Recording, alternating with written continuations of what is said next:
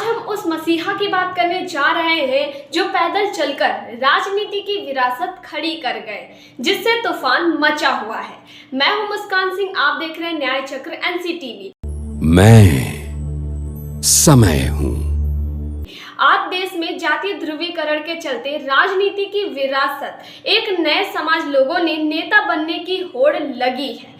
ये सब यूं ही नहीं हुआ, इसके पीछे देश के मसीहा कहे जाने वाले महापुरुष, जिनकी पिछले यानी गत 15 मार्च को बगैर सरकारी खर्चे पर बड़े पैमाने में जयंती मनाई जाती है, जिन्हें काशीराम के नाम से जाना जाता है। देखिए मान्यवर काशीराम ने बहुजन समाज पार्टी क्यों बनाई थी। उन्होंने इस संबंध में कुछ खास बातें स्वयं बताई थी कि किस समाज की गैर राजनीतिक जड़ें नहीं होती, वो समाज कभी शासक नहीं बन सकता। जिस समाज को मैं देख रहा हूँ, जो दबे कुचले वंचित तबके हैं, उसकी कहीं जड़ें ही नजर नहीं आती हैं। इसीलिए पहले दबे कुचले समाज की जड़ें बनाकर उन्हें मजबूत करना पड़ेगा, फिर समाज तैयार करना होगा, उसके बाद राजनीति के लिए तैयार करना पड़ेगा।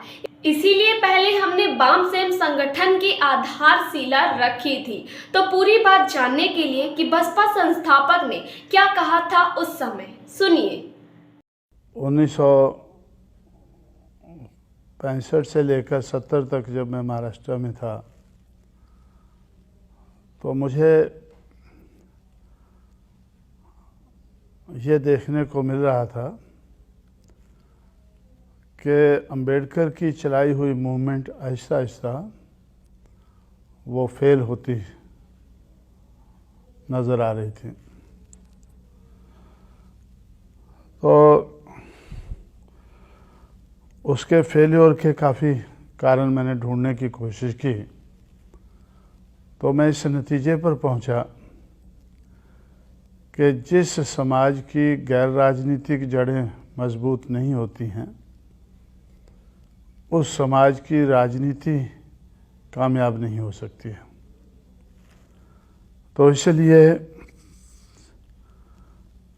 मुझे ये दबे कुचले समाज की गैर राजनीतिक जड़ों को मजबूत करना चाहिए। और जब मैं जड़ें देखने लगा तो मुझे जड़ें ही नज़र नहीं आई। तो मुझे लगा ये तो समाज ही रूटलेस है। पहले तो जड़ें बनानी होंगी, फिर इसको मजबूत करना होगा, और फिर उस मजबूती का सहारा लेकर तब हमें राजनीति के बारे में सोचना चाहिए, आगे बढ़ना चाहिए। तो इसलिए मेरा ज़िंदगी का बहुत सा समय समाज की गैर राजनीतिक जड़ों को मजबूत करने में लगा। उसमें बामसेफ नाम का एक संगठन बनाकर तो मैंने जो एजुकेटेड एम्प्लॉइज़ थे दबे कुचले समाज के, उनको संगठित किया और उनको संगठित करके दिमाग, हुनर और पैसा, ये 3 किस्म की गैर राजनीतिक जड़ों को बनाया और मजबूत किया। तो मुझे ऐसा लगा कि ये मूवमेंट को कामयाब बनाने के लिए दिमाग का होना ज़रूरी है,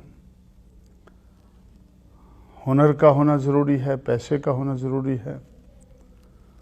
तो इस तरह से 3 किस्म के जनरेटर बनाकर तो मैंने बात को, मूवमेंट को आगे बढ़ाने की कोशिश की। और जब ये गैर राजनीतिक जड़ें कुछ मजबूत हुई, तो फिर मुझे ऐसे लगा कि भाई power will be product of struggles. जो राजनीतिक सत्ता है वो संघर्ष में से ही निकलेगी। वैसे ही कोई हमें थाली में लेकर उसको नहीं परोसेगा देगा। तो इसलिए संघर्ष करने के लिए दलित शोषित समाज संघर्ष समिति जिसको शॉर्ट में हम DS4 बोलते थे, इस नाम का संगठन हम लोगों ने बनाया और उसके माध्यम से पहला संघर्ष हमने शुरू किया देश भर में। कन्याकुमारी, कोहिमा, कारगिल, पुरी, पोरबंदर, ये हमारे देश के 5 कोने नज़र आते हैं। 100 साइकिल की रैली शुरू करके दिल्ली की तरफ हमने मार्च किया, एक प्रचार करते हुए। वो प्रचार किस चीज़ का था? Struggle for self respect and equality, समता और सम्मान के लिए संघर्ष। तो उससे एक वातावरण देश भर में बना, एक फिज़ा बनी, एक माहौल बना कि जिन लोगों को समता और सम्मान की ज़रूरत है,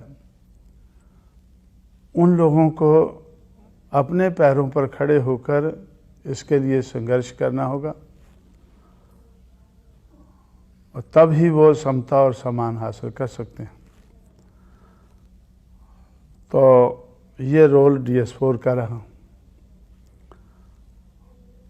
उसके बाद हम लोगों ने बहुजन समाज पार्टी बनाई, ये सोच करके कि डेमोक्रेसी में मेजॉरिटी की ज़रूरत होती है। तो मेजॉरिटी तो दलित शोषित समाज की है। अब इसको राजनीति में परिवर्तित करने के लिए बहुजन समाज बनाना शुरू किया और बहुजन समाज की पार्टी बनाना शुरू की। और बहुजन समाज पार्टी बनाकर हम लोगों ने तो दिमाग, हुनर और पैसा के जो जनरेटर बनाए थे, उनका इस्तेमाल करके संघर्ष करके राजनीति में आगे बढ़ना शुरू किया।